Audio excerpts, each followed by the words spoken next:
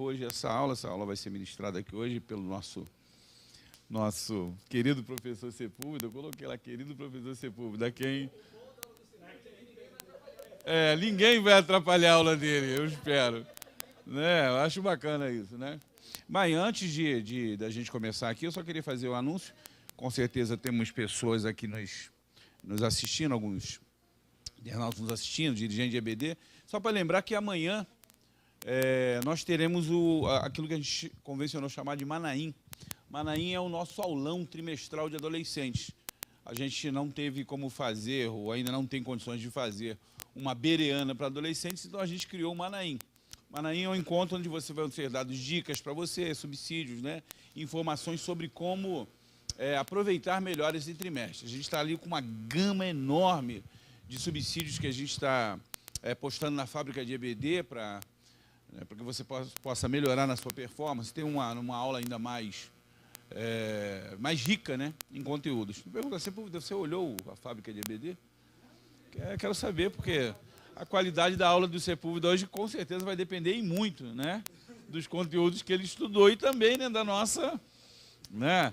Não sei porque a Sepúlveda, da sua aula hoje é esperada com muita ansiedade, todos querem ouvi-lo, não é? Querido, sem mais perda de tempo, então, vamos orar, vamos agradecer ao Senhor, né, por essa noite. Lembrando o pessoal, amanhã às 10 horas, né, lá no nosso Instagram. Instagram não, é pelo Zoom? Pelo Zoom, né, Vaninha? Essa é pelo Vaninha, pela fábrica. Pela fábrica de EBD você entra, vai ser pelo Zoom. Não vai ser Instagram, nossas lives aí. Hoje foi a live fantástica de Páscoa, duas, né? Uma com a Renata Santana e com a Juliana Dantas e outra com o nosso professor Edivanei Fernandes, nosso vice-superintendente aqui, o professor Erivelton. Cara, aí, meu irmão, destruidor, mano. Destruidor. Brincadeira não. Eu pensei que sabia alguma coisa de Páscoa. Eu acho que meu conhecimento de Páscoa é coelhinho, chocolate, mano. Fiquei envergonhado, mano. Fiquei envergonhado, né? É bacana, né? Humildade perante conhecimento. Quando as pessoas sabem, é um negócio fantástico. Ele trouxe, assim, elementos fantásticos, né? A gente estuda e tal, mas sempre tem gente que sabe, se dedica. Fala. A live tá salva. Tá salva. Olha, vale a pena, cada minuto. Tanto a da Juliana,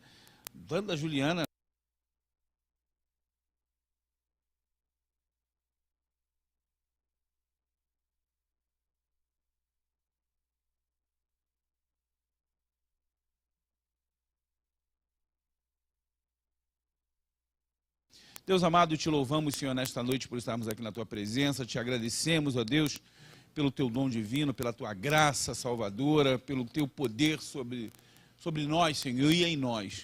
Ó Deus, te louvamos pela Tua grande salvação, Senhor. Tu nos trouxeste de um reino de trevas para um reino de maravilhosa luz, Senhor. Nos tornaste reis e sacerdotes, Senhor, do Teu reino.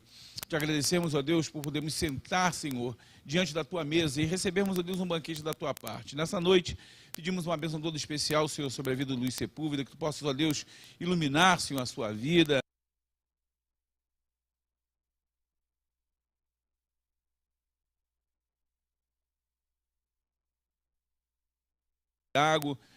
O apóstolo, Senhor, que a aula dele possa ser uma aula, Senhor, ministrada com unção e graça, Senhor. Que esta noite seja uma noite memorável. Nós estamos aqui pedindo a Deus a Tua bênção, também pedimos a Tua bênção sobre a vida dos nossos internautas, daqueles que estão assistindo online, daqueles que ainda vão chegar aqui à Tua casa. Muito obrigado, Deus, por tudo. Te agradecemos no nome de Jesus. Amém. A igreja recebe com muita alegria o nosso irmão Luiz Sepúlveda. Em nome de Jesus. Glória a Deus. O povo está animado. O pessoal está animado. A pedra virou vidraça, né? Peraí, deixa eu agora me vestir aqui. Eu fico um pouco constrangido de tirar a roupa na frente de vocês. Não tem jeito. Eu vou ter que me vestir. Aprende como é que guarda. Não. A paz de Cristo, meus irmãos. Amém. Glória a Deus. Estamos aqui para mais uma aula, né, da Escola Bereana. Quero agradecer ao pastor Ronaldo, o Vaninho,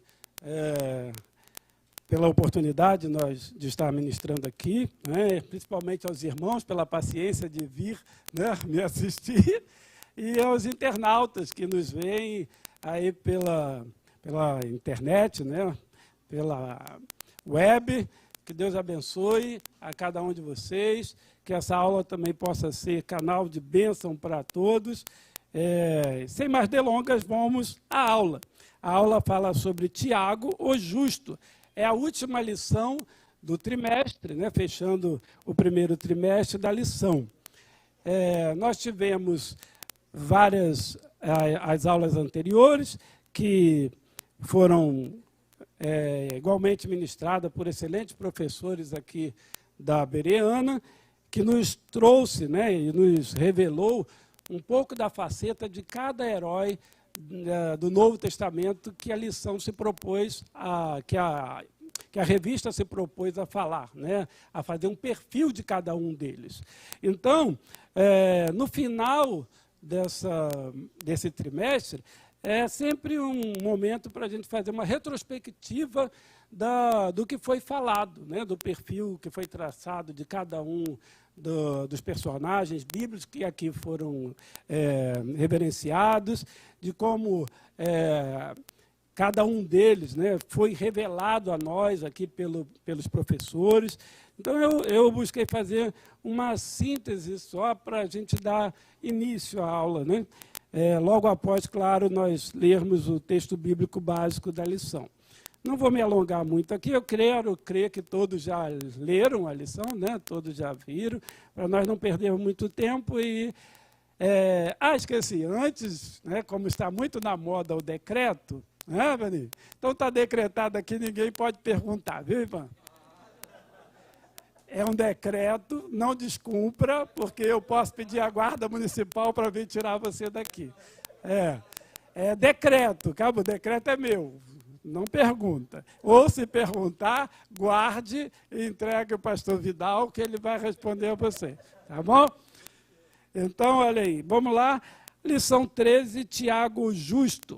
O texto bíblico básico está em Mateus 13, 54 a 56 e Atos 15, de 13 a 20. Diz assim a palavra de Deus: E chegando à sua pátria, ensinava-os na sinagoga deles, de sorte que se maravilhavam e diziam: de onde veio a este a sabedoria e estas maravilhas? Não é esse o filho do carpinteiro? E não se chama sua mãe Maria, seus irmãos Tiago e José e Simão e Judas? E não estão entre nós todas as suas irmãs? De onde lhe veio, pois, tudo isso? Atos 15, 13 a 20.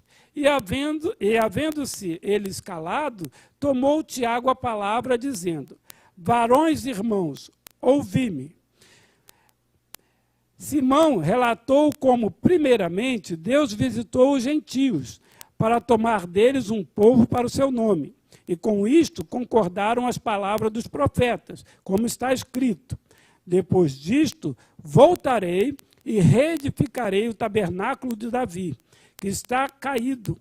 Levantá-lo-ei das suas ruínas e tornarei a edificá-lo, para que o resto dos homens busque ao Senhor, e também todos os gentios sobre os quais o meu nome é invocado, diz o Senhor, que faz todas estas coisas, que são conhecidas desde toda a eternidade, pelo que julgo que não se deve perturbar aqueles dentre os gentios que se convertem a Deus, mas escrever-lhes que se abstenham das contaminações dos ídolos, da prostituição e do que é sufocado e do sangue. Amém? Texto áureo. Depois, passado 3 anos, fui a Jerusalém para ver a Pedro, e fiquei com ele 15 dias. E não via nenhum outro dos apóstolos, senão a Tiago, irmão do Senhor. Gálatas 1, 18 e 19. Né? Então, Tiago justo, objetivo da lição: saber que Tiago justo, meio-irmão de Jesus, não reconhecia a messianidade do Cristo no início do seu ministério. Conhecer as principais contribuições daquele que se tornou o bispo de Jerusalém. Entender que tradições antigas apontam o irmão do Senhor como o autor da Epístola de Tiago. Amém? Epístola essa que mereceu um capítulo à parte aqui na revista, né? O terceiro tópico, fala todo da carta do apóstolo Tiago, e nós vamos ver isso um pouquinho mais adiante. Pois bem, eu fiz uma breve introdução e diz assim, olha, nesta, como nas lições passadas, devemos aprender que não devemos julgar o caráter e nem medir a fé das pessoas por uma fotografia do momento. Okay? O Evangelho de Jesus Cristo é poderoso para mudar e transformar qualquer um que nele creia. Pois bem, por que eu coloquei essa introdução? Que, como falei aqui, nós vimos as lições passadas, né, e observamos que cada herói aqui mencionado, cada homem aqui visto, cada discípulo aqui analisado, tem, ou teve, né, teve o seu momento de fragilidade, né, no seu caráter, ou às vezes na sua fé, e nem por isso, né, eles podem sofrer alguma condenação eterna, em termos de não melhorar, de não progredir. Porque se tomamos, não é, o caráter da pessoa, a vida da pessoa por um retrato, por um momento, por um erro, não é, nós condenamos a pessoa por uma vida inteira, meu irmão. Não é porque nós falhamos no momento que não podemos melhorar. O Evangelho está aí para provar isso. O Evangelho de Jesus, ele é poderoso para nos fazer arrepender dos nossos pecados, das nossas transgressões, não é? E nos fazer uma nova criatura. Esse é o objetivo dele. É nos mudar, né, de dentro para fora. Claro, nenhum de nós somos perfeitos. Se fôssemos perfeitos, já teríamos subido aos céus e estávamos lá à direita de Jesus, à esquerda de Jesus, na frente de Jesus, não é? Mas não somos.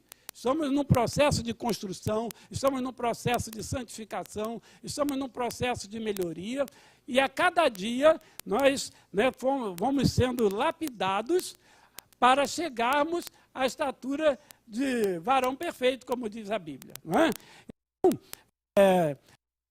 cada herói desse teve o seu momento de vilão, teve o seu momento de falha de caráter, teve o seu momento de falha de fé, mas nem por isso, não é, eles foram condenados, não é, ao esquecimento. Pelo contrário, se estamos agora lendo essa lição, se tem uma revista toda dedicada a falar de heróis do Novo Testamento, heróis da fé, heróis de qualquer tipo que você queira colocar, é porque vimos nesses homens, né, qualidades, não é, e defeitos como qualquer um de nós temos.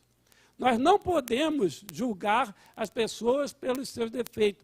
Eu e você somos a soma das nossas virtudes e dos nossos defeitos.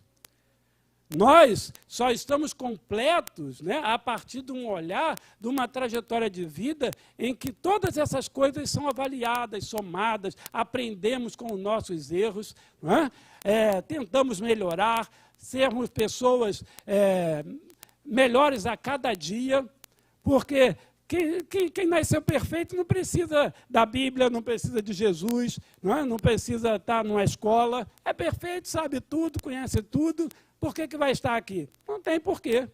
Então, é importante frisar isso. Não podemos analisar as pessoas a partir, né, no momento, numa fotografia do tempo. Ah, o fulano errou. Será que ele vai ter que ser condenado? É que Pedro teria que ser condenado o resto da vida, estigmatizado pelo fato de ter negado Jesus?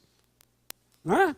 Timóteo, ou Tomé, por ter não acreditado em Jesus, Saulo, por ter sido um perseguidor, Não é? Será que esses homens, assim como nós, não teriam e não tiveram o direito de, né, através do Evangelho de Jesus Cristo, mudar a sua trajetória de vida?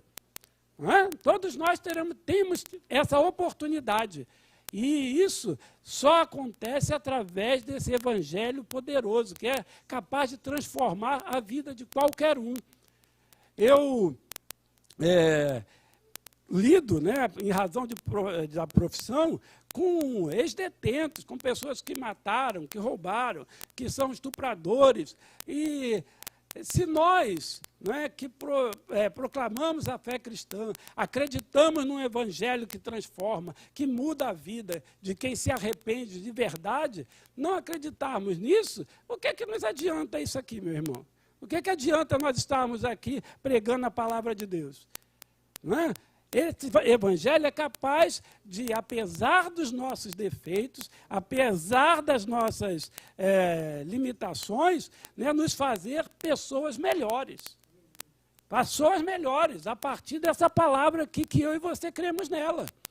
Então, é importante isso. Se a pessoa errou num determinado momento, é necessário que ela corrija a sua rota, que ela entre novamente, né, no caminho da correção, reveja a sua vida, a sua trajetória, seus momentos. Geralmente a gente faz isso quando fica um pouco mais velho, né?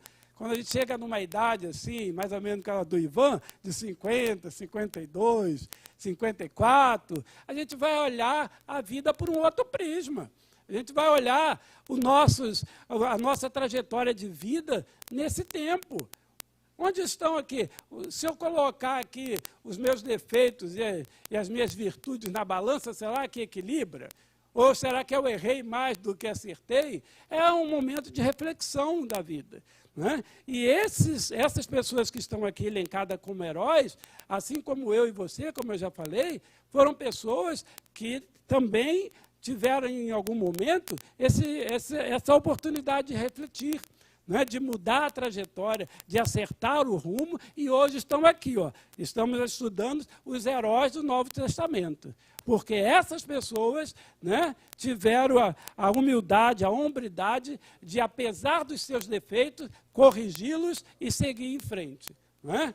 Então, isso é possível também para nós. Né, nesse tempo ainda. Se acreditarmos na palavra de Deus, é possível que esse evangelho transforme vidas, que esse evangelho mude rotas, né, que mude caráter de pessoas, que mude comportamento de pessoas e que venha, né, de certa forma, equilibrar, né, e dentro desse aspecto de vida, nos fazer, né, melhores a cada dia, para que cheguemos à estatura de varão perfeito que a Bíblia nos requer. A palavra de Deus diz em Eclesiastes 8, primeira parte, que é melhor, né, o fim das coisas do que o começo. Né? Às vezes tropeçamos na vida, no começo da nossa vida. É assim mesmo. Nós estamos ainda aprendendo, estamos como criança andando, né, engateando, passando a andar, aprendendo a falar, e às vezes, né, até nos formarmos, temos uma possibilidade intelectual de discernimento e chegarmos a um momento em que a maturidade vai falar mais alto em nossas mentes. Né? Vamos fazendo um apanhado da nossa trajetória e vamos vendo onde nós acertamos e onde erramos. Né? É uma oportunidade de nós fazermos isso. Então, esse trimestre mostrou isso para a gente, né? Que apesar desses homens, né, serem, em algum momento, falhos, também são homens de Deus, foram homens que estiveram ao lado de Jesus, que pregou a sua palavra, né, que pregou para salvar vidas, apesar dos seus defeitos. Que o Senhor, né, possa ter a mesma misericórdia de nós e daqui a, sei lá, a um milênio eu quero estar na eternidade, não sei vocês, né? Vamos dizer assim, 100 anos, 200 anos, nós estamos também, alguém falando dos heróis da fé desse tempo, né, desse momento aqui, porque cada um de nós, né, podemos ser isso. Eles foram simplesmente homens que se dispuseram, né, a estar diante da palavra de Deus, com toda a dificuldade, cumpri-la, né, e fazer com que as pessoas conhecessem esse evangelho transformador. Amém, meus irmãos? Então, essa é a introdução. Nós vamos começar, então, para o primeiro tópico da lição, que é falar de Tiago, o homem, né, o primeiro tópico da lição. Então, pastor Ronaldo, eu já tinha falado aqui que está na moda decreto, então eu fiz um decreto, né, como prefeito, aqui, misturando aqui na Bereano, que não se pode fazer pergunta. Não, vai ter conflito aqui do governador e do prefeito, entendeu? Aí eu vou mandar para o STF ali com o nosso amigo Boninho para ele dirimir a questão. Então vamos falar de Tiago, o homem. E como eu falei, né, na introdução, ele, como homem, era como um de nós, né, sujeito a paixões, a erros e a acertos, como todos nós. Né? Tiago, diz a lição aqui, que ele era filho de José e Maria, né? E meio-irmão de Jesus. Porém, aí já vamos começando numa discussão, né? De pesquisas e outras situações, porque você tem que levar em consideração, né, que, segundo a Igreja Católica, e na visão da Igreja Católica e Ortodoxa, eles têm, né, uma teologia de que a Maria era uma virgem eterna, né, imaculada, que não mudou. Então, segundo esses historiadores da Igreja Católica e da Igreja Ortodoxa, Tiago não seria irmão de Jesus, né? Por quê? Se nós considerarmos que Maria não teve nenhuma outra relação, que ela sempre foi virgem, e Jesus nasceu dela, tão somente Jesus seria filho de Maria. E os demais, segundo a Igreja... Oi. Senão não daria para sustentar a teologia deles, é por isso. Sim, é claro, é o que eu estou falando. É uma discussão. Isso é só para que, claro, eles tenham até hoje, né, a idolatria, né, a Maria, né, que é uma das bases da Igreja Católica. Todavia, só para guisa de conhecimento, né, é uma corrente teológica da Igreja Católica Ortodoxa que diz que Tiago não seria irmão de Jesus por parte de Maria. Inclusive, chega-se até a cogitar, nas pesquisas que eu fiz, que ele seria filho de José com uma outra família, né, que não seria de Maria. Jerônimo, isso. Mas ele copiou de... como é o nome do cara? Egésipo. Sim, mas Jerônimo vem e contradizendo Egésipo. Egésipo ele é um historiador que vai dizer que, na verdade, Tiago é irmão de Jesus. Mas depois você tem a teologia que começa a partir do 2º século. A primeira que vai dizer de que há um equívoco na questão da tradução do irmão, que poderia ser traduzido como primo, que ele seria Tiago menor, filho de Alfeu. Mas depois Jerônimo, lá para o 3º século, é que ele vai dizer que, na verdade, ele seria filho de um casamento anterior, que José era viúvo e que teria tido os outros filhos. José era viúvo, isso aí, de outro casamento, que ele teria tido outros filhos. E, na verdade, essa expressão irmão era muito usada pelos judeus, né? Sim. Para a relação entre as pessoas. Então, o irmão não seria um irmão de sangue. Mas ali a palavra ali para irmão é Adelfo, não tem outro erro. É irmão mesmo. Daí Adelfos, que seria o irmão do Senhor. Aí o catecismo, se você pegar o catecismo, parágrafo 499, vai dizer exatamente isso. Vai dizer que Maria ela era virgem antes da concepção, manteve-se virgem durante o nascimento, que o nascimento de Cristo, na verdade, ele santificou a virgindade de Maria e ela se manteve virgem após a concepção. Não sei como, mas tudo bem. Não, diz que ele santificou, né? Bom, de qualquer forma, havia essa informação, né, que provavelmente Tiago não seria irmão ou meio-irmão de Jesus. E aí, numa outra corrente, né, disse que realmente ele seria irmão de Jesus, que vem lá ser o Adelfo Theos, né, irmão de Jesus. Todavia, há também uma questão da informação de Tiago, de quem seria Tiago. Porque nós teríamos na Bíblia, ou nos relatos, 4 pessoas, né, com o nome de Tiago, e seria Tiago, filho de Zebedeu, Tiago, filho de Alfeu, Tiago menor, que seria o irmão de Jesus, e não, mas a Bíblia, o que eu estudei diz que ele pode ser a mesma pessoa. O Tiago menor e o filho de Alfeu seriam a mesma pessoa. Isso é Gésipo falando, ok? E depois nós temos o Tiago, o maior, né? Que seria o filho de Zebedeu, que seria o apóstolo, ok? Que o Tiago, o justo não seria o Tiago apóstolo, não é que ele vem depois a ser chamado pelos apóstolos como bispo de Jerusalém. Né? Então, o Tiago homem, né, tem essa colocação. Ele seria, né, esse Tiago menor que se confunde com o Tiago.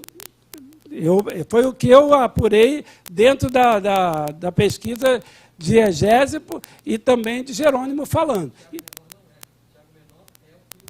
Ok, não estou falando isso, estou falando que há uma discussão teológica em que essas duas pessoas possam se tratar, não tem da mesma pessoa.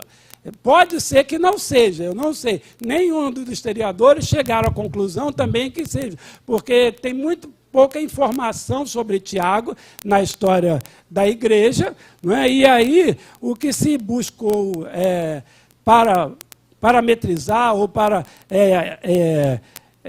afastar que um é diferente do outro seria essas condições, né? O Tiago, filho de Zebedeu, o Tiago, filho de Alfeu, o Tiago menor e o Tiago maior. Inclusive o Tiago, irmão de Jesus, meio-irmão de Jesus, considerado menor e filho de Alfeu, dentro dessa perspectiva, ele seria o Tiago, o justo, ok? O Tiago justo. O Tiago maior, que era o filho de Zebedeu, o apóstolo, ok? Isso é o que está dentro da pesquisa. E o Tiago, Tiago de Alfeu, que seria o mesmo, como eu já falei, o Tiago menor e o Tiago filho de Alfeu.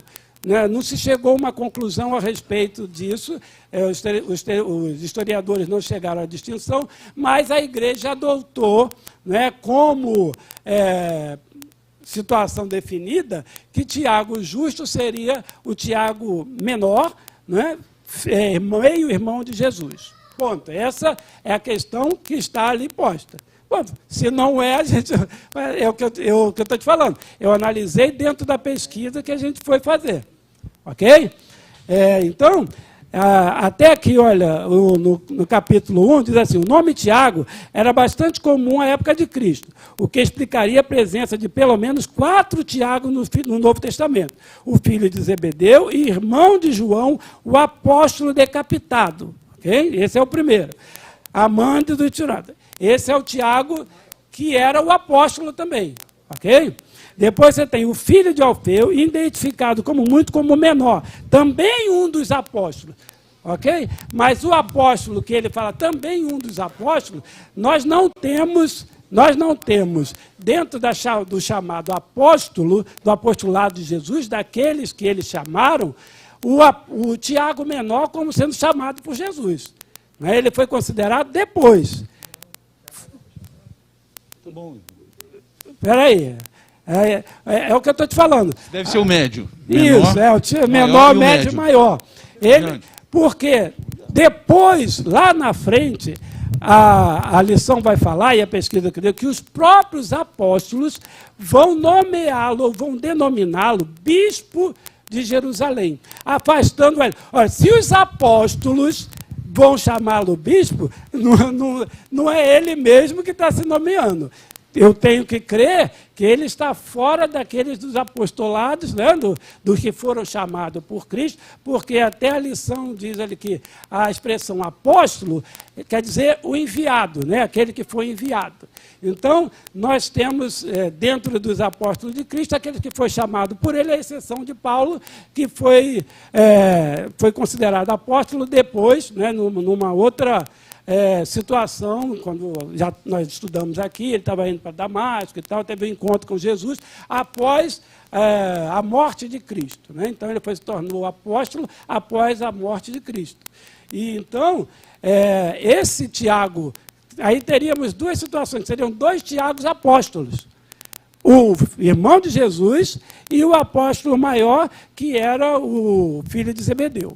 Okay? Isso se você for considerar a história... Na verdade, fora do colégio apostólico, além de Paulo, existiam outros apóstolos também. Sim.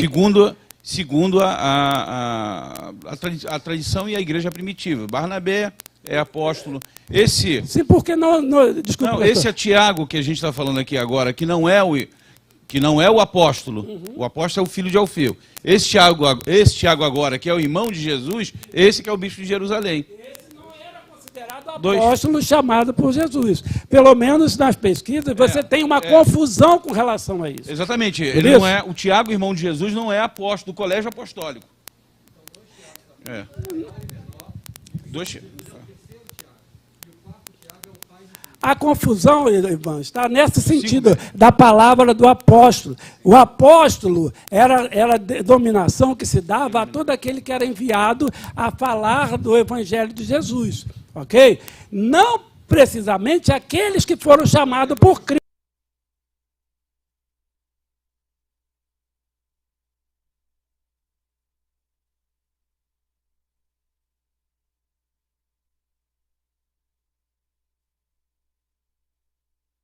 Que ele foi enviado pelos apóstolos à igreja, né, para falar do evangelho, não aquele do colégio apostólico. E aí existe uma confusão no relato bíblico a respeito disso. Amém? Alguém vai perguntar? Não, é que quando a gente lê aqui em Mateus 10, que fala dos 12 apóstolos, cita dois Tiagos. Simão, chamado Pedro, e André, seu irmão, Tiago, filho de Zebedeu, e João, seu irmão, Filipe, Bartolomeu, Tomé e Mateus, o publicano, Tiago, filho de Alfeu, e Tadeu, Simão, Zelote e Judas Iscariotes. Então, Jesus ele chama dois Tiagos para serem apóstolos, entendeu? E o Tiago, meu irmão, de Jesus, seria um terceiro Tiago. Ok. É o que eu estou lhe falando. Existem umas confusões que seria um terceiro Tiago, mas que a história bíblica que não relata, chama de apóstolo. Todos eles. Então, assim, há uma confusão muito grande com relação a isso. Em razão do nome, que era muito comum, Tiago, e também pelo fato deles serem apóstolos. Que nem Severinos. É igual Maria, né? Você pega ali, vai na... Mas é por isso que ele foi chamado de Tiago o Justo, para diferenciar dos outros. Não, mas ele também tinha o nome de menor. O Justo não foi porque ele... Mas também para se diferenciar, foi mais uma... O justo seria um predicativo que deram a ele, não seria nem por causa da diferenciação. Mas era garantido que ele não era um apóstolo dos 12? Sim. Garantia, porque ele nem cria que o irmão dele era Messias. Eu ia falar agora. Ele próprio, né, um dos momentos que se diz aqui na igreja, é que ele não cria na messianidade de Jesus, que ele só vai se converter lá na frente, e aí é outra questão que a gente vai analisar, quando eu for falar do discípulo, né, Tiago, discípulo, eu entro nessa questão, mas por agora a gente está falando do Tiago homem, né? O pai de um apóstolo chamado Judas, que esse Judas aqui, olha, no terceiro Tiago, que a revista fala, pai de um apóstolo chamado Judas, esse Judas era o Judas Tadeu, não era o Judas Iscariotes. Tá? E o meio-irmão de Jesus, tradicionalmente chamado de o justo. Ambiência familiar. José e Maria, pai de Tiago, levaram uma vida humilde, no entanto, muitas das vezes tem sido exagerado quanto à pobreza daquela família. Né? Então, diz que Tiago, irmão de Jesus, nasceu em Nazaré. Ora, se Jesus era de Nazaré, se a família morava em Nazaré, mas certo de que ele também teria nascido em Nazaré, né, e teria falecido, né, no ano de 62 depois de Cristo.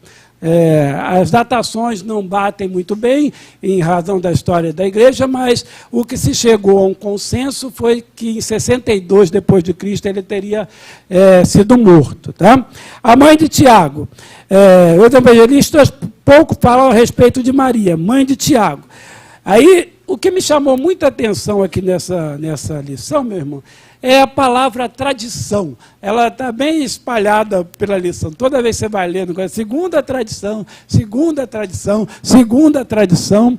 E eu, uma vez falando com o Alexandre Viana, eu falei, não tem nada pior, né, para que a gente possa fazer algo ruim do que fazer as coisas pela tradição. Né? A tradição nos escraviza um pouco, ela nos faz religiosos, nos faz... Não é que você faz uma coisa assim, é a tradição da Páscoa dar ovo de Páscoa, de chocolate. É tradição do domingo de Ramos levar... Sabe, essas coisas que vão acabando se sedimentando, se tornando algo que nos escraviza e que não nos faz mudar a forma de pensar e de ver. Nós nos ligamos à tradição, é claro que existem momentos, né, que você tem, claro, uma predileção por alguma coisa que faz, mas eu me refiro à tradição como uma forma de escravidão, sabe, pastor? Você não consegue pensar fora daquilo ali, você não consegue ver outro aspecto. É tradicional que você faça isso, que você venha repetindo aquela coisa ano após ano, né? Século após século, numa verdadeira cegueira. Muito embora, se for dessa questão da tradição, quando é dita aqui, ela tenha a ver com escritos que proliferaram no primeiro e no segundo século depois de Cristo, né? Tipo, Atos de Paulo e Tecla, Atos de Tomé, livros que não estão no cânon sagrado. Aqui fala um dele, que é o livro apócrifo dos Hebreus, né, que a gente vai falar mais um pouco. Então, por exemplo, os escritos lá de Flávio José, que de vez em quando alguns falam, alguns historiadores. Então as pessoas usam de tradição porque... Usam essa palavra tradição porque não tem uma comprovação bíblica que não era tradição nesse sentido. É algo que vem sendo falado e torna-se uma verdade, né, a partir da reiteração e do tempo que é decorrido. Né? Na verdade é o seguinte, mesmo sendo apócrifo, você vê que há uma possibilidade daquilo ser historicamente real. Ele só não é inspirado. Esse é o problema. Não há o problema de você citar a questão da tradição. Você não pode dizer só que é inspirado. Está ali meu amigo Fernando ali, que concorda ou discorda aí?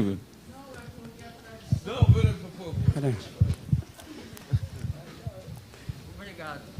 É porque, tudo bem, a tradição tem aquela mania de nos fechar dentro da casinha para crer naquilo que as pessoas estão falando. Mas a tradição, ao mesmo tempo, ela nos faz compreender a história. Ela nos ajuda a dar um passo a mais. Ela nos tira também da casinha, não nos coloca. Por quê? A gente tem que olhar a tradição e analisar se é certo ou se é errado. Igual o senhor citou. Egésipo, tradição. Não foi onde que o senhor estudou? Jerônimo, tradição. Mas ajudou o senhor a compreender a história dos Tiagos. Sim, claro. Bom, vamos lá. Então, eu estava no 1.2, que fala da mãe de Tiago, né? A mãe de Tiago, os evangelistas pouco falaram a respeito de Maria, mãe de Tiago. E aí, eu já falei aqui, antecipando, né, que a gente tinha uma questão teológica na Igreja Católica e Ortodoxa, que Maria não seria a mãe de Tiago em razão da sua perpétua virgindade. Não é? O pai de Tiago, o perfil de José, pai de Tiago, é ainda mais difícil. Então, não se tem muito também, dentro da Bíblia, se fala de José. Não se fala nem de José, não é? A não ser que a gente saiba que ele que era carpinteiro, que era pai de Jesus, em razão, quando o anjo vai lá falar a Maria, que fala a José, e aí José é um pouco esquecido dentro da questão bíblica, a não ser para ser relatado aqui que ele era pai de Jesus, ou pai de Tiago, né? E quando Jesus ele vai buscar com Maria Jesus no templo, é aquela coisa assim, mas ele aparece muito pouco na Bíblia, né? Em outros relatos, que dê um perfil mais claro de José. Né?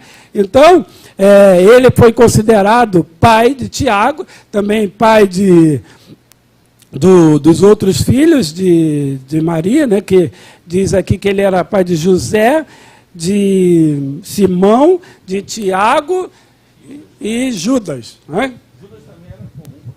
Judas, esses nomes todos, né? Até o próprio nome, até o próprio nome Jesus, a história vai dizer que é um nome muito corriqueiro. Todo mundo se chamava Jesus. Né? Então, por isso até colocava o Jesus de Nazaré. Para quê? Para diferenciar dos outros, dos demais Jesus, né? Para que se pudesse pontuar qual Jesus se estava falando, né? O Jesus de Nazaré. Então, o Tiago é pouco, o pai de Tiago é pouco reportado. Né? E fora do relato da infância do Salvador, José só é mencionado no Evangelho de maneira indireta, em João 1,45 e de 6 a 42. Né? Que ele era carpinteiro, que já se sabe, né, que Jesus teria seguido os mesmos passos da profissão dele, e também Tiago teria sido carpinteiro. O que mais relata, em termos de Tiago, homem, é que, ao escrever a epístola, né, de Tiago, quando se vai falar, eu vou falar mais na frente, lá no terceiro ponto, se diz que Tiago era um homem bem culto, ele era uma pessoa culta, né? E ele falava bem o grego, né? O grego, não o grego koiné, que se chama, o comum, mas o grego clássico, rebuscado. E aí, isso tem uma confrontação com relação à pessoa de Tiago, porque se ele era da mesma origem, né, de Cristo, que eram homens de Nazaré, a família era uma família pobre e tal, não se tem certeza se que, inclusive se levanta aqui na pesquisa que eu fiz, o próprio Egésio Jerônimo, ele vai dizer que pode ter sido, inclusive, né, que o Tiago não tenha escrito diretamente a epístola, mas teria tido um secretário ou um amanuense grego que tenha escrito a epístola para ele. Né? Pode ser, não sei. Não é? Então, nós temos os irmãos de Tiago, que é José, Simão e Judas, não é? O próprio Jesus, não é claro, e a Bíblia não relata também o nome das irmãs de Tiago. Você não vê em nenhum. Alguns historiadores até denominam essas mulheres, mas não é algo também que se pode atestar. Né? Não se pode dizer que ela se chamava fulano de tal. Valéria e Vera, pode ser. Eram só, segundo os historiadores, eram só duas irmãs que eles tinham. Eram só duas. E deram o nome dela de Vera e Valéria. Faísca e fumaça, aquela coisa assim. Então, esse seria o irmão de Tiago, né, a partir do entendimento bíblico e da tradição, volto a falar aqui, de que se foi consolidada essa informação através dos tempos. Né? E aí nós vamos passar para o Tiago discípulo. Né? O Tiago discípulo. No Tiago discípulo, ele como seguidor de Cristo, ele como um homem que seguia Cristo, as coisas não iam muito bem. Né? Porque me fez lembrar, né, aquela velho ditado de que o santo de casa não faz milagre. Né? Porque a pessoa que foi criada com Jesus, né, ele nasceu na mesma família, segundo os relatos, não cria que Jesus, até que a ressurreição, que Jesus teria sido o enviado. Não é que ele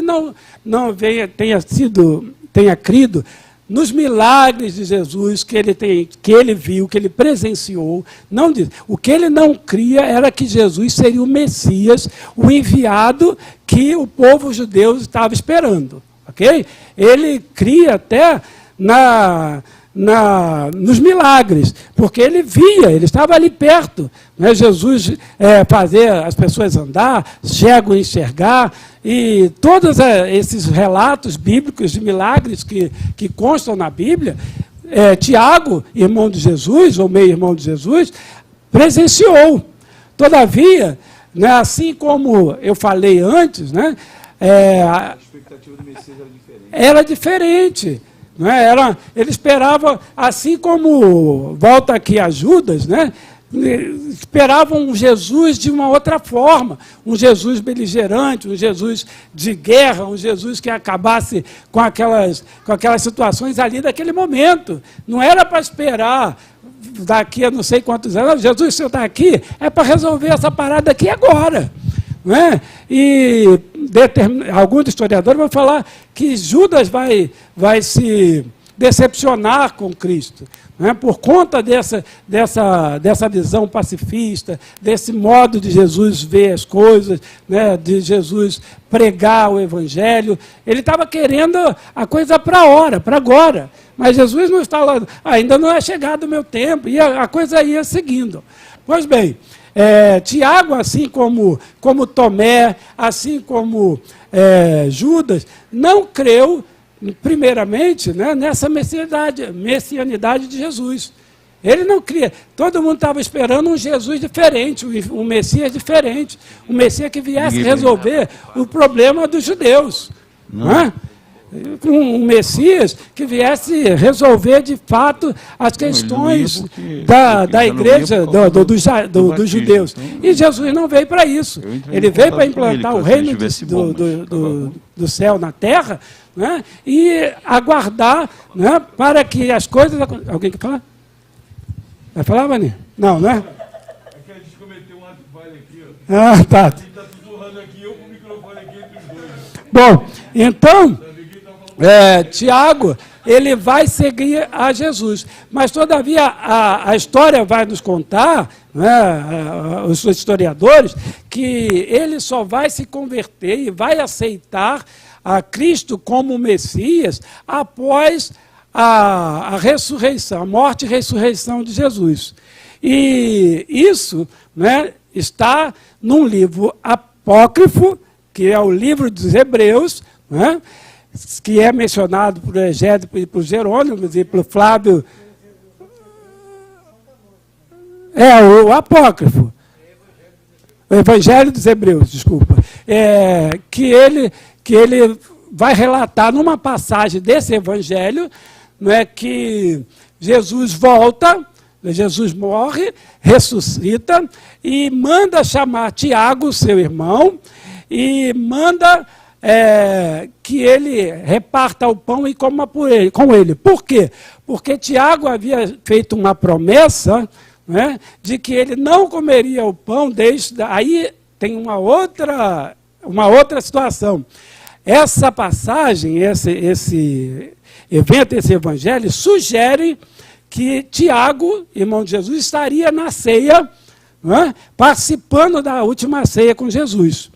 Porque o Evangelho dos Hebreus, que é esse livro apócrifo, vai dizer que ele fez uma promessa de que ele não comeria o pão, né, até que Jesus ressuscitasse, até que ele visse Jesus ressuscitado. E aí, esse livro vai dizer, que Jesus ressuscita, aparece aos discípulos, vai mandar chamar Tiago e vai orar com ele e pedir que ele corte o pão para que ele creia que aquele é o Jesus ressuscitado. Né? E aí, segundo os historiadores, é que ele se converte de verdade, né, e passa a crer que Jesus, né, é o Filho de Deus, é o Messias prometido ao povo judeu, né, e que ele, de fato, né, era o Senhor. E assim, ele vai pregar o evangelho de Jesus. Não é? Quando ele vai para Jerusalém, porque havia a questão da dispersão dos apóstolos, né, a diáspora. Os apóstolos vão ser dispersos ali em Jerusalém, quando se dá a perseguição, e Tiago vai ficar em Jerusalém, né, pregando o evangelho lá, e tanto que eles falam aqui, aí já é o tópico 2 da lição, ele foi reconhecido como bispo de Jerusalém. Por quê? Porque os apóstolos saíram, foram dispersados, e ele fica para tomar conta da igreja do Senhor em Jerusalém. Não é? E diz até que o livro a carta de Tiago, a epístola de Tiago, teria sido escrita em próprio Jerusalém, porque ali ele permaneceu, não é, até o fim da vida. Ele não, como ele era, ele tinha feito um voto de nazireu, né, e ele não cortava cabelo, não tomava vinho, não comia carne, né, era só frutas, gafanhotos, como os nazireus fazem, né? Como Sansão era, e como também João Batista o fazia, não comia mel, aquela coisa toda, não, ele... Tá, mas a Egésipo e Jerônimo vai dizer que foi ele mesmo que fez. Não sei se, de certa forma, não peguei nenhuma informação dentro das pesquisas de que teria sido feita por outra pessoa, tá? Mas sim por ele, segundo o que se falou. E também o fato dele ser um homem, na visão do discípulo, um homem muito religioso, um homem muito cioso da sua fé, né? As pesquisas vão dizer também, os historiadores, que ele não era sacerdote, mas ele se vestia como sacerdote, ele só vestia roupa de linho, né? E ele se dava a entrar no Santo dos Santos, enquanto... pois é, mas né, que ele não era sacerdote, embora fosse proibido, né, porque, pela informação, quem não era sacerdote que entrasse no Santo dos Santos era o quê? Fulminado, né? Ele não poderia, de forma alguma, transgredir aquilo em que ele era altamente cioso, né? Por isso que ele era chamado justo, porque ele era um observador da lei, um religioso de carteirinha, né?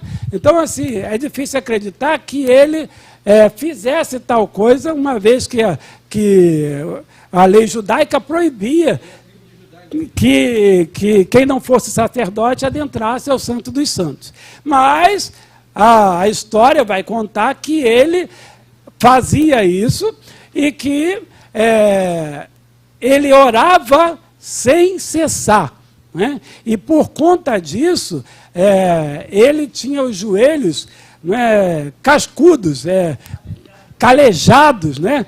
Dizem que o joelho, segundo a história, que ele teria o joelho igual de camelo. Eu nunca vi joelho de camelo, né? Mas era aquela coisa que vai dando... É fácil a gente crer como acontece, pelo fato de você ter uma calosidade, né? Você sabe que com a fricção naquele local vai tornando a pele mais rígida, vai fazendo que ela tenha uma proteção natural. A calosidade é uma defesa do organismo em razão da ameaça que se faz na parte do corpo. Pastor José usa?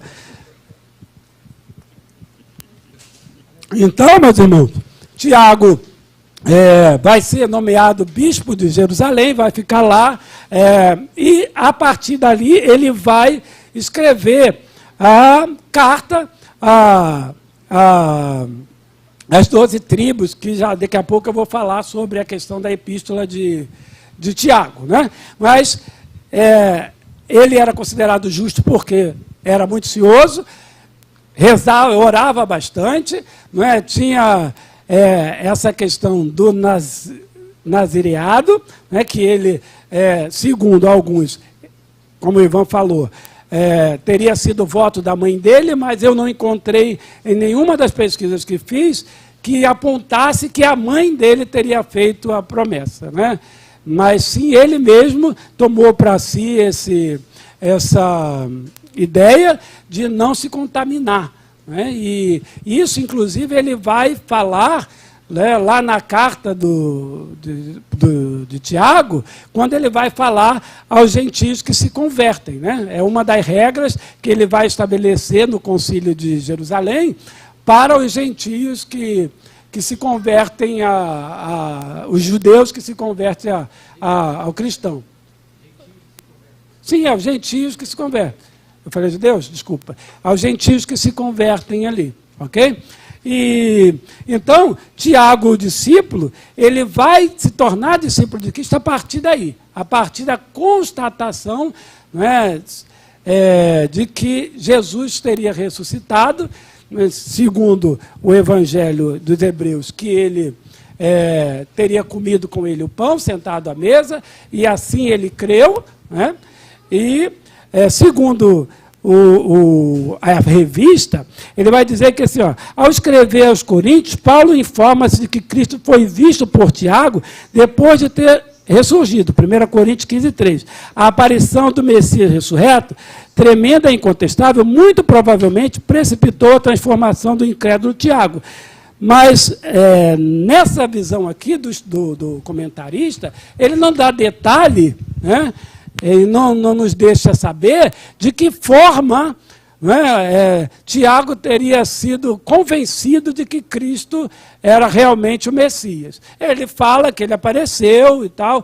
Então, valendo-se aí da que nós conversamos ainda agora, da tradição, da história, da questão, né, dos fatos narrados, e que pode ser ter uma verdade nessa situação, de que ele tenha feito realmente esse pacto de não comer pão até que Cristo voltasse, e só se converteu e se convenceu a partir da aparição de Cristo para ele.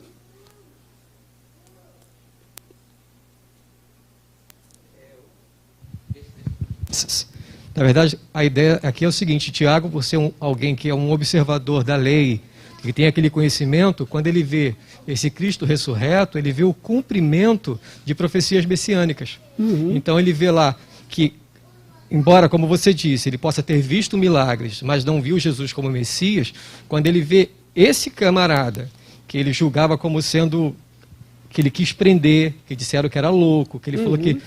Ele fala assim: você quer aparecer? Vai lá e aparece. Ele é contra o próprio irmão.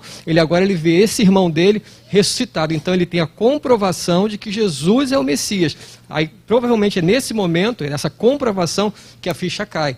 A ideia do Evangelho dos Hebreus é interessante, mas como você mesmo disse, ela não é bíblica. Ela é um livro à parte. Então é mais fácil a gente crer naquilo que a gente tem base. O fato dele ser religioso, ter o conhecimento, ele sabe quem é o Messias, então ele vê o cumprimento da promessa, como está aqui marcado aqui, Salmo 16:10, que vai dizer que você não vai me deixar na cova para sempre, mas vai restaurar o meu corpo. Então, Tiago vê isso, vê o cumprimento da promessa da ressurreição do Messias. Sim. Acabou? Pode seguir? Então, vamos lá. Então, inclusive o Ivan tocou no assunto ali, que quando Jesus está falando lá nas sinagogas, que ele vai pregar, que Tiago fica preocupado, porque se tinha uma questão de que quando as pessoas eram presas ou mortas, né, não bastava que matasse só aquela pessoa que era tida como louca ou que pregava, passava o cerol em todo mundo. Então o Tiago certamente estava preocupado com o pescoço dele, né?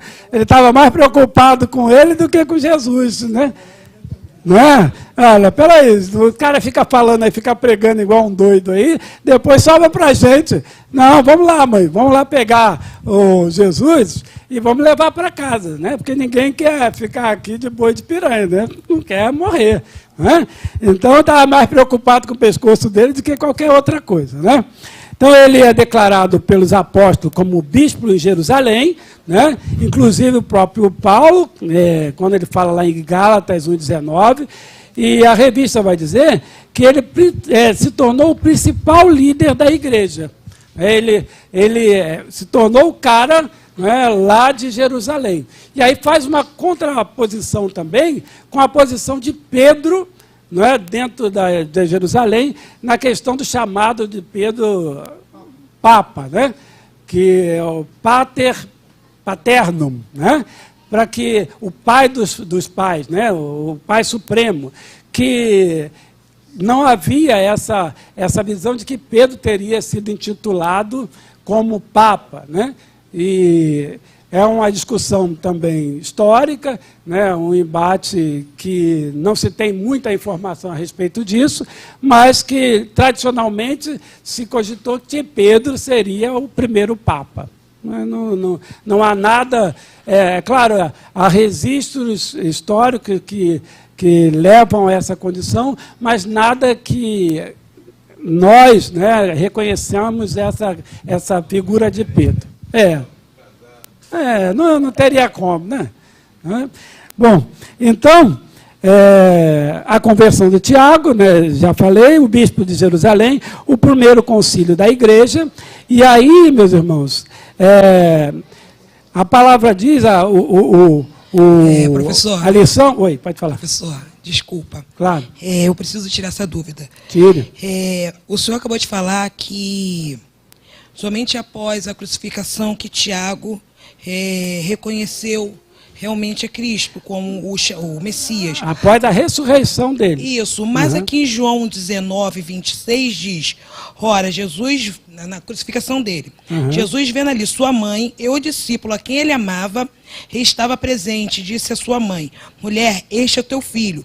E consequentemente disse para ele, esta é tua mãe. No caso é que ele fala de Tiago, certo? Não é de Tiago que ele fala? Não. Ah, tá.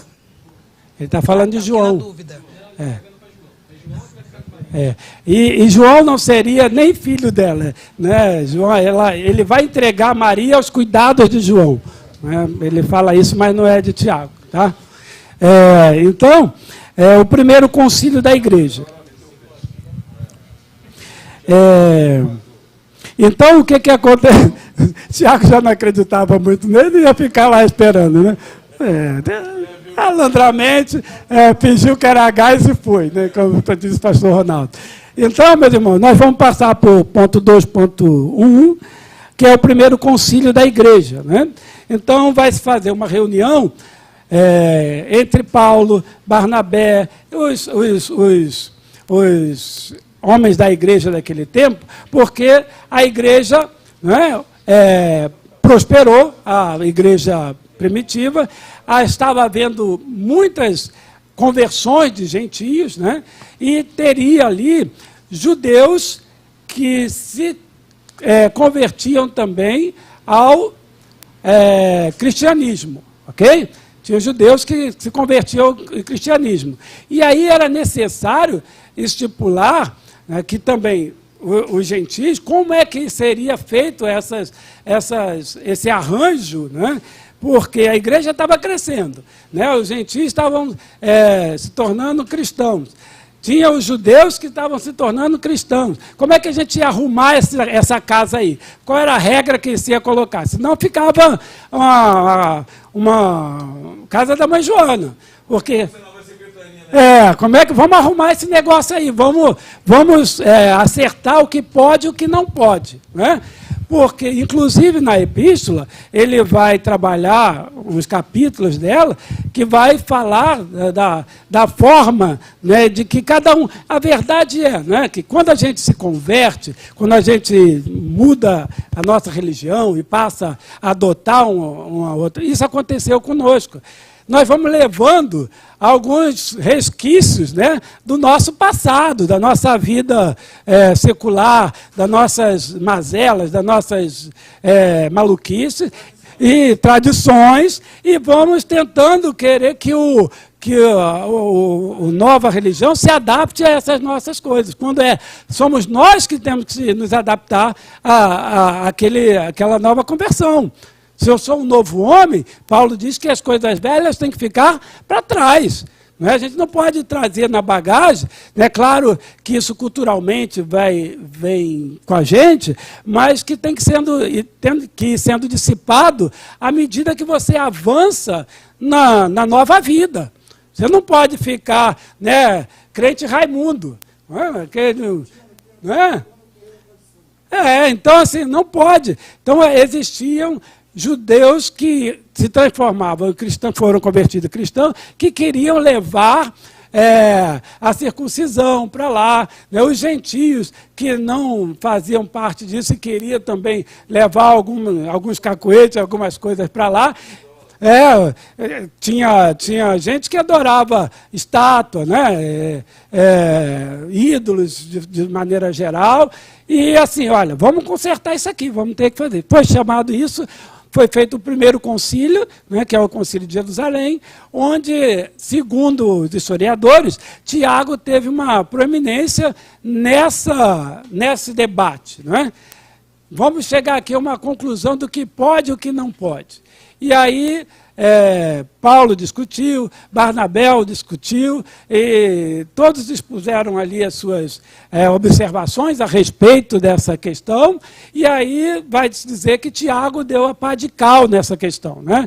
Ele chega lá e fala, olha, tá bem, todo mundo pode vir, mas é bem-vindo. O Evangelho de Cristo está aqui para isso mesmo, para trazer e modificar a vida de quem quer se render a Ele. Todavia, porém, contudo, há necessidade de se observar alguns pontos. Né? Não vem para cá achando que isso aqui é bagunça. Então, aí ele vai dizer lá, não é, o que pode ser e o que não pode ser. Você tem aí no quadro do 2.2.1, os 3 pontos de discurso de Tiago. Né? A introdução conciliatória, onde ele dirige a palavra aos ouvintes, e certamente estava aquela oba-oba, né? Um falou, outro falou, e a gente, nessa discussão, igual acontece aqui na Bereana, um fala, um retruca, outro vai falar aqui, e aí chega um e vai chegar assim... Não é que é bagunça, eu estou falando que um vai falar, o outro vai dar uma opinião, mas, temos que chegar a um consenso. Né? Temos que chegar a um consenso, que isso aqui não é bagunça, não. E qual foi o consenso? Né? Depois de analisar a situação, postulou-se a preposição.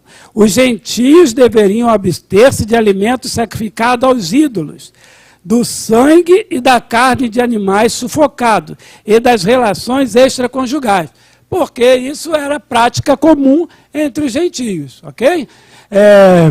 Portanto, estavam desobrigados à circuncisão e de observarem a minúcia da lei mosaica, que isso seria observado por quem? Pelos judeus cristãos. Né?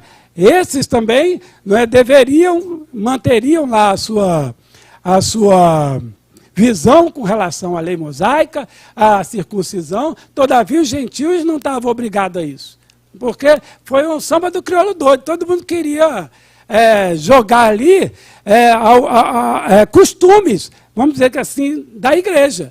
Né? Olha, isso aqui é costume, isso aqui você não pode trazer para cá, isso aqui não pode fazer. Então, o primeiro concílio que se estabeleceu foi que esses pontos deveriam ser observados na conversão dos gentios à fé cristã. Ok?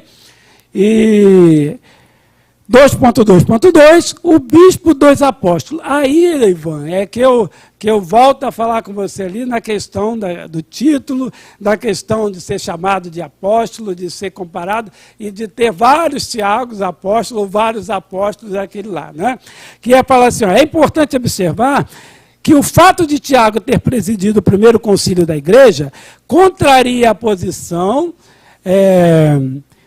de que Pedro teria sido o primeiro papa. Isso nós já falamos. Eusébio, diz o escritor da lição, considerado por muitos como o pai da história da igreja, denomina Tiago como bispo dos apóstolos, o que demonstra a elevada posição que o irmão do Senhor ocupava na igreja primitiva. Né? Certamente, naquela época, a ideia errônea de que Pedro foi, de fato, o primeiro papa, Eusébio teria falado sobre o tema. Contudo, nem os apóstolos, nem qualquer historiador jamais fez qualquer referência ao ofício papal em seus escritos. Tá? Os últimos dias de Tiago, e aí nós já vamos daqui a pouco passar para a carta, né, para fechar, diz aqui que Tiago morreu, não é? Em 62 depois de Cristo. E também tem aqui uma discrepância sobre a morte de Tiago. Eu não digo nem que é discrepância, não, que se você somar todos os fatos, culminam em concentrar essas mesmas vertentes da morte dele. Tá? Qual seria a primeira? Né? Que ele teria sido levado ao pináculo. Não, a primeira é que ele teria sido apedrejado, que ele morreu por apedrejamento, ok? Numa segunda vertente, vai se falar que Ananias II, né, que era o sumo sacerdote em Jerusalém, aproveitou lá um oba-oba, levou Tiago, pegou ele e levou para mandou que levasse ele para o pináculo, né, do templo, e chegando lá em cima, como ele queria sufocar a questão da igreja, né, do novo evangelho, do cristianismo estava crescendo, do fato de que Jesus teria ressuscitado, teria sido morto, ele leva Tiago, irmão de Jesus, né, em razão da importância que ele tinha dentro daquele contexto, para o pináculo e faz com que ele lá em cima, ele negue, né, que Jesus era o Senhor, que Jesus era o Messias prometido, e se ele não negasse, poderia escorregar lá do pináculo, né, e sem querer bater com a cabeça no chão. Então, assim, essa é a segunda vertente, né, de que ele teria sido jogado de lá de cima e teria resistido à queda. Tiago também era duro na queda. Né? Vai ver que ele caiu de joelho, porque o joelho era a parte mais grossa, ele caiu de lá de joelho. Então, ele cai do pináculo, mas não morre. E aí, né, posteriormente a essa queda, os historiadores vão falar que, ainda assim, ele vai estar ali de joelho, vai orar por aqueles que o apedrejaram, porque jogaram ele de lá, como Estevão também fez, né? Ele me fez lembrar Estevão, ele vai orar ali, vai pedir, vai fazer quase uma mesma oração que Jesus fez quando estava no Calvário, né? Pedir a Deus que não impute a eles aquele mal, porque eles não sabiam o que estavam fazendo. E aí, como ele não morreu do apedrejamento, da segunda questão que seria o apedrejamento, vem um daqueles que era do métier, da Ananias, né? Os capangas do Ananias, e vai lá, enquanto ele tinha um cajado, né, um pisoeiro, ele trabalhava com tecido, com tingimento de roupas, segundo o que foi relatado, e ele vai, né, enquanto Tiago está orando, em razão do povo, né, as pessoas clamando, olha, você não está vendo que ele está orando por nós, mesmo sendo aqui apedrejado e tal, e ele vem com essa história, então vamos acabar com essa história então. Aí pega aquele cajado e dá na cabeça de Tiago, e Tiago aí desfalece, né, e morre finalmente. Então Tiago poderia, segundo a história, ter morrido 3 vezes de modo diferente. Que aí, como eu falei, se nós trabalharmos a questão da visão geral, né, pode ser que isso, né, tenha sido um ato só. De fato, ele foi jogado de lá, né? Aqui uma conjectura, eu não estou afirmando, né, mas para efeito do que o comentarista colocou, ele teria sido morto apedrejado, né? É o que está na lição. Mas faz um pouco de sentido, né, você conjecturar que ele teria caído do pináculo, não teria morrido, ficado ali, ainda no momento sido apedrejado, e a pá de cal foi o fato de o capanga do Ananias ter ido lá e ter dado uma cajadada na cabeça de Tiago e fechado a conta. Né? Então, essa é o fim, né? Foram as últimas, o dia de Tiago. Provavelmente, né? Se tivesse mão branca na época, lembra do mão branca, né? Não lembra? Então, o Ananias era aquele mão branca do tempo lá, né? Então, ele teria sido chamado ali para negar que Cristo teria sido o Messias, negar a deidade de Cristo, aquela coisa toda, e por isso teria morrido. Né? Então, aí fecha-se a fatura com relação ao Tiago, discípulo. Aí nós vamos passar aqui para a final da lição, que é a Epístola do Tiago. Né? Como eu falei, a Epístola do Tiago, também com relação ao que nela consta, a palavra vai dizer, né, a história vai dizer que ela foi direcionada, ela era uma carta geral, né, ao povo da diáspora, tanto que no começo lá já diz que ele é um livro enviado a quem? As 12 tribos, né, que estavam espalhadas pelo Império Romano, pelos judeus que estavam dispersados. Né? Ela é dirigida a essas pessoas. E ela tem, o objetivo dela é apresentar, segundo o que eu coloquei aqui, apresentar um testemunho de um grupo significativo que abraça a fé cristã vindo do judaísmo. Esse grupo procurava viver os ensinamentos de Jesus Cristo, estando estreitamente ligado à igreja de Jerusalém. Tiago procurava aí o encontro de novos membros, convertidos do judaísmo, que eram ricos, proprietários e comerciantes, que queriam manter os comportamentos passados e que prejudicavam a vivência evangélica anunciada por Jesus. Então, essas pessoas que chegavam, né, que estavam se convertendo, gentios, judeus, eles queriam, como eu já falei, trazer para a vida cristã aquelas hábitos, aquelas bagagem, aqueles costumes de lá de quando eles estavam no mundo. E aí Tiago resolve escrever a essas 12 tribos, em razão do crescimento das conversões, e das conversões, para orientar, não é, de como se comportaria esses novos membros na Igreja de Cristo. Né? E aí, quando é que ela foi escrita? A datação dessa carta, né, também não é uma coisa que tenha consenso. Vai se dizer que ela pode ter sido escrita depois de Cristo, nos anos 50 depois de Cristo. Se isso for verdade, segundo os historiadores, ela seria a primeira carta do Novo Testamento a ter sido escrita. Né? Ela teria primazia pelas cartas paulinas, inclusive, e pelos outros apóstolos que escreveram. Com a datação, não é consenso, não é fechado, mas provavelmente o que se chegou à conclusão é que ela poderia ter sido escrita no ano 50 depois de Cristo. Tá? Depois você dá uma olhada lá em Atos 15. Diz que poderia indicar que a sua carta foi escrita antes da conferência, inclusive, da conferência de Jerusalém, do concílio. Tá?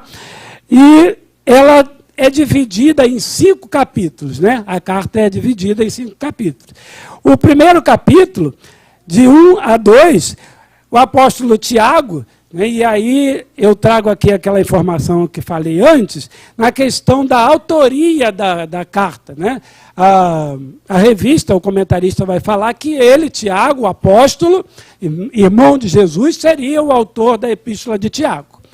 Alguns vão dizer que não, que provavelmente não seria o Tiago, irmão de Jesus, que fez a carta, em razão daquelas observâncias que eu fiz antes, porque ele era de Nazaré, era de família pobre, e, segundo os historiadores, a carta de Tiago, ela é feita de forma, né, num grego muito rebuscado, e ele não teria, apesar de se falar que ele era culto e tal, que teria sido ele que teria escrito. Poderia, como o pastor Reinaldo falou, ter sido um amanuense, alguém que teria escrito, ou ele estivesse falando, né, e alguém transcrevendo aquilo, né, com conhecimento, com a cultura grega impregnada em si. Não é caso fechado também. Mas o que se chegou ao consenso que teria sido Tiago, irmão de Jesus, que escreveu a epístola de Tiago, né?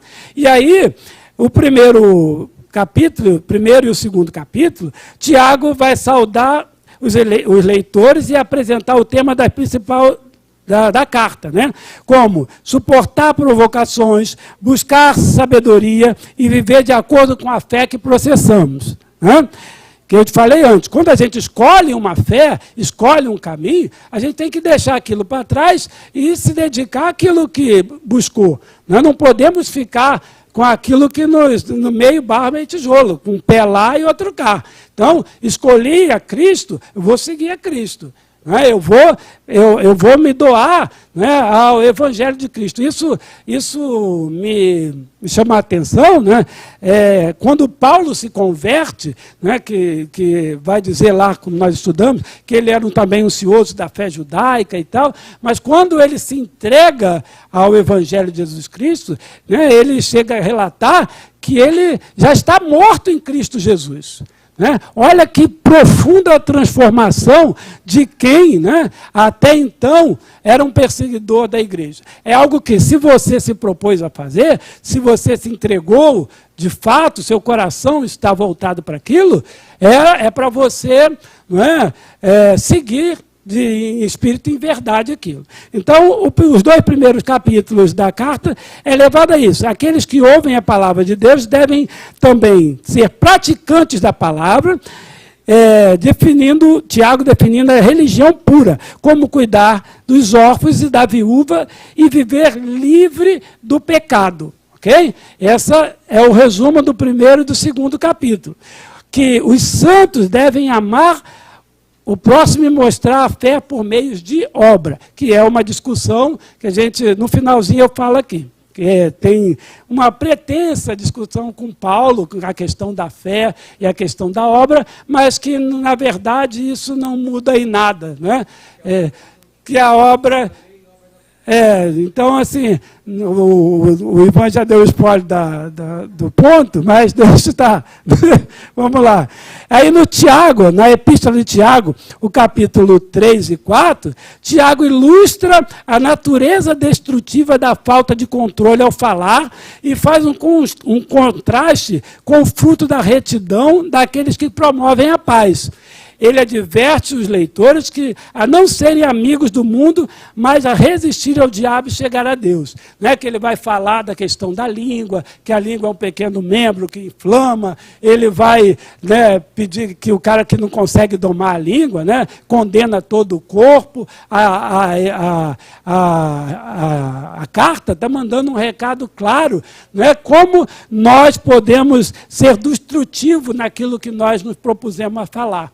E como nós mudamos a nossa vida, o nosso entendimento, adotamos uma nova visão de fé, nós temos que ter controle sobre aquilo que falamos e que pensamos, né? Porque ele vai dizer que essa mesma língua que abençoa é a língua que maldiz, né? A mesma língua que ora por você é que vai amaldiçoar. Então, assim, nós temos que estar preocupados com isso. Temos o cuidado de zelar naquilo que nós falamos, o que sai. Jesus vai dizer que não é o que entra no nosso corpo que contamina, mas o que sai da nossa boca.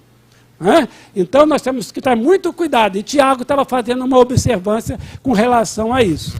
finalmente, no capítulo 5, Tiago vai advertir os ricos devassos. Ele termina a sua epístola com alguns conselhos breves sobre a responsabilidade dos santos para com outros membros da igreja.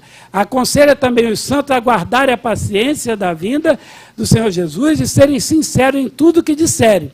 Incentiva os doentes a contarem com a ajuda dos anciãos e para serem ungidos com óleo e curados. Né? Tiago chama a reflexão ali. Por quê? Porque tinha muitos ricos que vinham, como até hoje meu irmão. As pessoas vêm com posse para a igreja e acham porque ele tem posse, porque ele tem poder, ele tem que ser proeminente, né, dentro da igreja. Ele tem que ter lugar garantido, ele tem que sentar na primeira fila, né? Ele tem que o pastor falar o nome dele lá do púlpito para que, olha que está aqui entre nós o empresário Ronaldo de Jesus, né? Então, assim, se o cara não falar isso, se Jesus, se o pastor não citar o nome dele de lá, meu irmão, eu vou sair dessa igreja, né? Eu não sou reconhecido aqui, eu dou meu dízimo, o meu dízimo é um dos maiores que tem aqui nessa igreja, né? E aí, assim, ele pensa, né? E isso é que eu estou falando, que Tiago trazia a reflexão de que quando nós nos convertemos, são essas mazelas, essas coisas que nós trazemos conosco na nova conversão. E que só, né, o Evangelho de Cristo sendo realmente colocado dentro de nós de forma excepcional, como fez com Paulo, vai conseguir nos mudar e nos transformar. Porque senão nós vamos estar assim, chegamos na igreja, queremos assento prioritário, né? Queremos falar, não sabemos nada e queremos ter cargos na igreja, queremos estar lá. Por que o pastor Ronaldo não me chama para ir para Beriano? Pô, eu já estou aqui, cara, eu já venho aqui a Beriano há um tempão, eu dou oferta, eu sou formado em letras de DA e sei lá, em tudo quanto é coisa aí, eu sou... Formado em letra de A a Z. Não, tem um que fala que meu Deus... Agora eu esqueci a questão aí. Não era para eu falar. Não era para eu falar. Não era para eu falar. E aí eu vou adequar a minha língua à carta de Tiago, né? Então, o cara acha assim, olha, eu sou o cara, eu sei e ele não me chama, né? Ele não entende, né, que há necessidade de uma verdadeira mudança, né? E que a mudança não é de fora para dentro, é de dentro para fora. De você conseguir, né? Nós temos que ser trabalhados ao extremo a ponto de refletir Cristo em nós. Isso não é coisa fácil, né? Paulo falava que copiassem ele, né? Porque ele, né, era Cristo, era a mesma coisa, estava assim, ó, né? Não tinha diferença, né? Quem me dera que eu vá chegar, ou que qualquer um de nós venhamos chegar a essa condição, das pessoas verem Cristo em nós, né? Nos ver, né? Não a nós, né? Mas Cristo em nós, né? Isso é algo fenomenal, né? Ele vai advertir aí, porque os caras vinham, né, pensavam que podia ter 2 mulheres, 3 mulheres, continuar com o harém que ele veio de lá. Né? Eu sou gentil, estava ali, eu tinha 4 mulheres, e agora, o que eu faço? Né? Eu falo, olha, larga 3 dela, meu irmão, aqui você só vai poder ficar com uma, se quiser. Se não quiser, vai para o celibato e larga essa também, né? E vai lá. Era algo que era necessário fazer para que a coisa não ficasse, né, esculhambada. E aí, finalmente, a gente vai trabalhar a questão do embate, né, da fé, né, com a obra, né? Se é que, de fato, né, havia algum embate.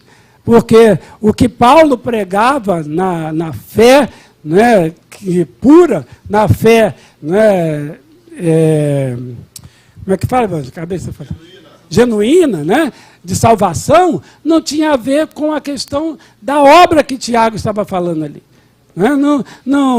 Tiago estava falando o seguinte, olha, é necessário que você tenha fé, ela é necessária que você creia para a sua salvação e que isso seja estabelecido como parâmetro para você.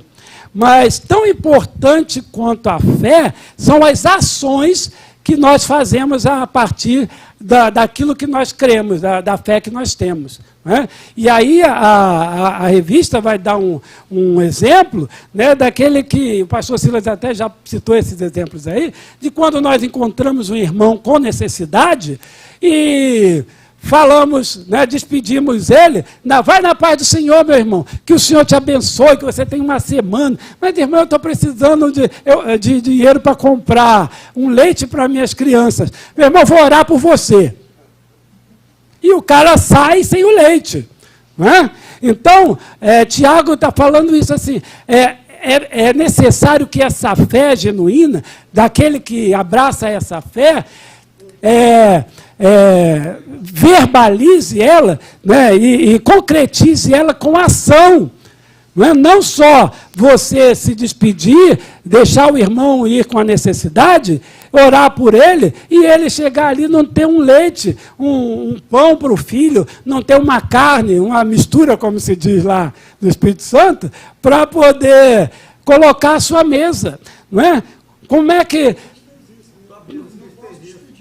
Sim, na repartição do pão com peixe, ele vai alimentar 5.000 pessoas. Então, assim, de que vale a nossa fé, do que vale nós estarmos cheios do poder, sapatear, dançar, fazer coisa e tal? Meu irmão, é samba? Só quem já foi sambista que reconhece. Só quem foi sambista é que reconhece. Olha a nossa entrega. Desculpa ali. Né? Não pode sapatear. Como é que sapateia? Assim? Né? Então tá bom. Mas é só quem foi sambista que pega. Você não sabe, né? Então, meus irmãos, é necessário que nós expressemos a nossa fé, aquilo que de fato nos mudou com ações, para que, né, o evangelho que transforma também nos transforme, né, em amor ao nosso próximo. Porque diz Jesus, quando muda, né, os mandamentos, ele diz que os 2 mandamentos resumiriam, os 10 mandamentos resumiriam em 2. Amar o seu Deus e o seu próximo como a ti mesmo. Meu irmão, se nós não podemos... E olha como a gente vai falar dessas coisas, é muito engraçado. Eu tive uma experiência essa semana andando, depois o senhor falou comigo, eu fui ao mercado, comprar uns negócios aí, porque eu recebi uma visita essa semana, e aí fui lá para homenagear a visita e tal, comprei um negócio legal no mercado e fui embora. E quando eu estava passando no mercado, passou uma senhora com uma criança na mão assim, e falou assim para mim, o senhor pode pagar um salgado para mim? Eu olhei para ela assim, né, como todo mundo que duvida, né, da necessidade do outro, né? E aí tinha uma outra pessoa com ela vendendo bala.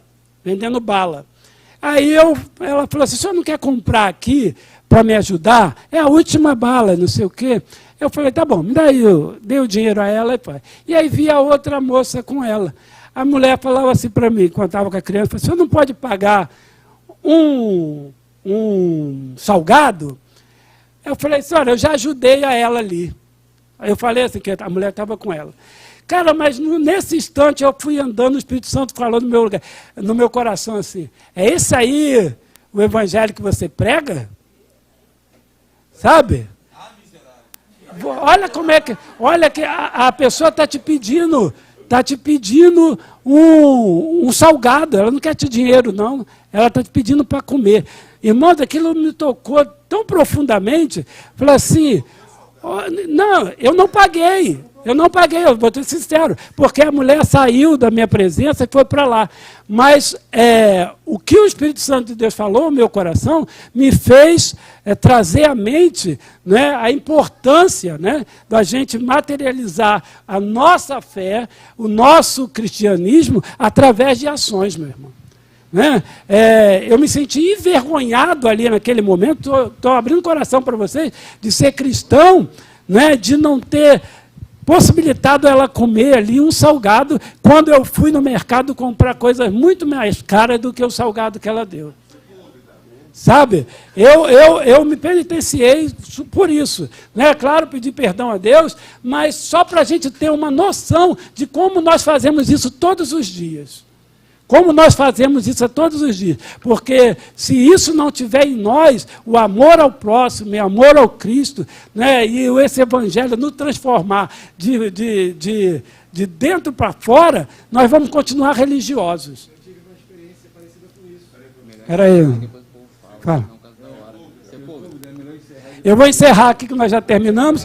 Então, diz Tiago, porque assim como o corpo sem espírito está morto, assim também a fé sem obras é morta. Né? Eu diria que essa aí é um texto, né, áureo dessa carta de Tiago, porque ele nos traz a reflexão realmente de que o que fazemos, o que abraçamos, tem que ser com amor e tem que ser olhando para a necessidade do outro.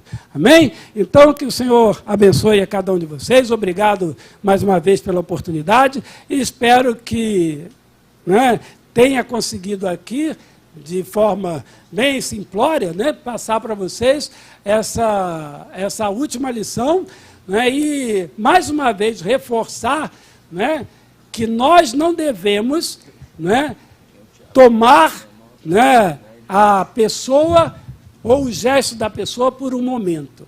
Porque, como eu falei antes, se eu fosse tomar a minha vida por esse momento hoje, né, eu estaria condenado, assim como todos esses heróis que passaram por aqui, a quem nós homenageamos e falamos dele, e temos eles como espelhos para a nossa vida. Amém? Que o Senhor abençoe a cada um. Muito obrigado pela oportunidade. Maravilha, hein?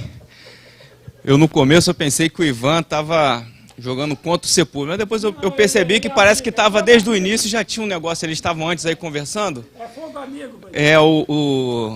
O Ivan era a ponte para a aula do Sepúlveda aí. Ele era o meu prompt.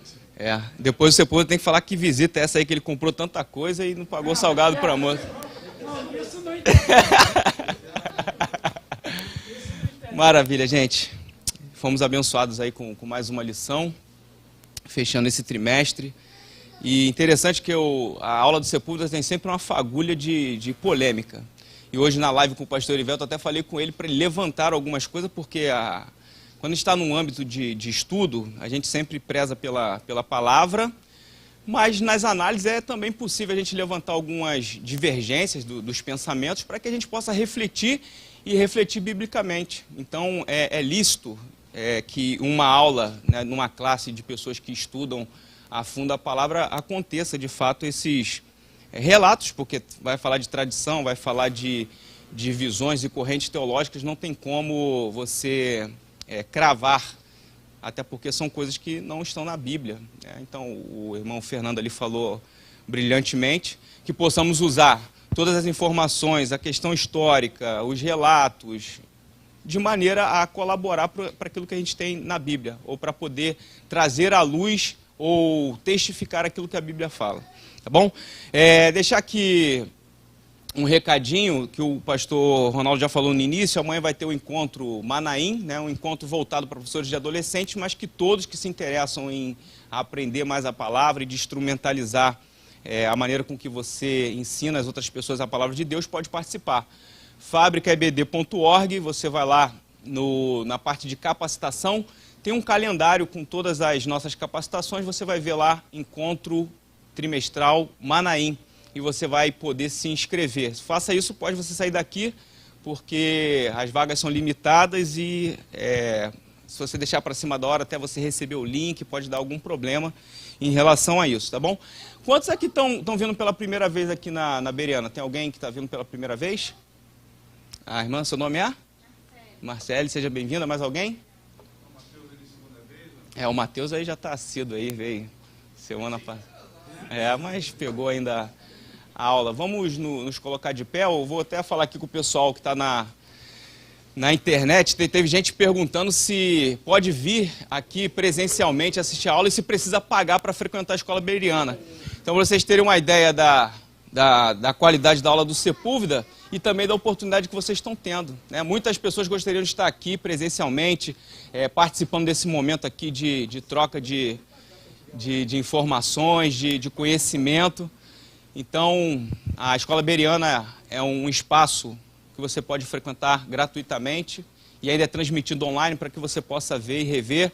Agradecer a paciência do público também, porque a gente tem alguns problemas aqui do cabeamento e, infelizmente, a gente não consegue resolver, às vezes, em cima da hora. É uma questão técnica, mas eu creio que na questão do áudio deu para todo mundo escutar a aula e ser abençoado. Chamar o pastor Vidal aqui para poder fazer a oração e encerrar e despedir o povo na paz. Oremos. Querido Deus, nós te agradecemos, ó Pai, por esse encerramento desse trimestre de maneira tão grandiosa, enriquecendo cada vez mais o nosso conhecimento. A todos quantos participaram, sejam abençoados. Uma semana de vitória e que a boa mão de Deus nos cubra de volta para o nosso lar. Que Deus abençoe a todos. Nós oramos e agradecemos em nome de Jesus. Amém.